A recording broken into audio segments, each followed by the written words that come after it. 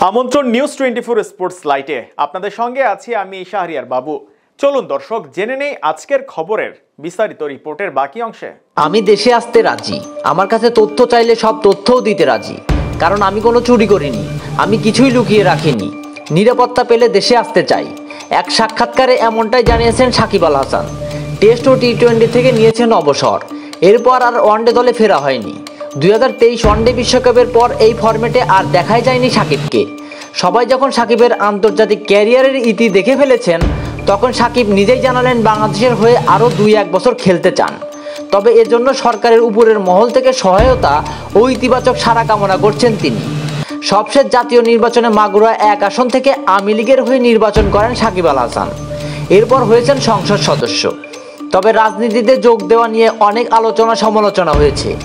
আগস্টে ক্ষমতার পালাবদলের পর আর ফিরতে পারেননি দেশে। তবে রাজনীতিতে যোগ দেওয়া ভুল ছিল না বলে জানিয়েছেন সাকিব। একটি ইংরেজি দৈনিককে দেওয়া সাক্ষাৎকারে সাকিব বলেন, যারা বলছে রাজনীতিতে আসা ঠিক হয়নি, তাদের বেশিরভাগই মাগুরার বাইরে। মাগুরার ভোটাররা বিশ্বাস করেছে কোনটা, এটাই বেশি গুরুত্বপূর্ণ। তারা আমাকে না চাইলে ভোট দেবে না। ব্যাপারটা তো খুব সিম্পল। আমি যদি আজও নির্বাচনে দাঁড়াই, মাগুরার লোকজন আমাকে ভোট দিতে আসবে, কারণ তারা বিশ্বাস করে আমি তাদের জন্য কিছু করতে পারবো। আমি বড় ধরনের পরিবর্তন আনতে চেয়েছি। আপনি সিস্টেমের মধ্যে না থাকলে সিস্টেম পরিবর্তন করবেন কিভাবে?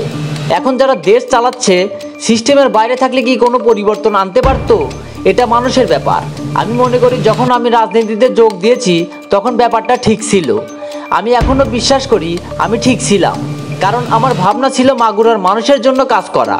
আমার মনে হয়েছে ওদের জন্য কিছু করতে পারবো। তারা আমাকে চায়। আমার নির্বাচনী এলাকায় সুষ্ঠু ভোট হয়েছে। আমার মনে হয় না কেউ সন্দেহ প্রকাশ করবে যে আমি যদি আবারও দাঁড়াই, আবারও জয়ী হব। আরও যোগ করেন সাকিব।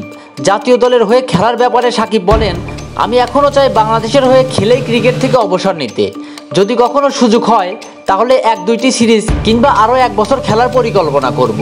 আমার সবথেকে বড় ইচ্ছা হলো আমার দেশের হয়ে খেলা, এবং সেজন্য আমি আমার সবটুকু বিসর্জন দিতেও রাজি আছি। এই ইচ্ছে পূরণের জন্য আমি কাজ করছি এবং সবটুকু চেষ্টা চালিয়ে যাচ্ছি। ক্রীড়া উপদেষ্টা, প্রধান উপদেষ্টা এবং বোর্ড সভাপতির সঙ্গে কথা বলছি। সাকিব আরও বলেন, আপনি আমাকে গত 18 বছরের ক্রিকেট দিয়ে বিচার করবেন নাকি 6 মাস দিয়ে বিচার করবেন, সেটা আপনার ব্যাপার। তবে আমি মনে করি আমি বাংলাদেশের হয়ে খেলাটা ডিজার্ভ করি। বেশিরভাগ মানুষ চায় আমি বাংলাদেশের হয়ে খেলেই অবসর নেই। আমিও বিশ্বাস করি যে আরও 1 বা 2 বছর আমি খেলতে পারবো।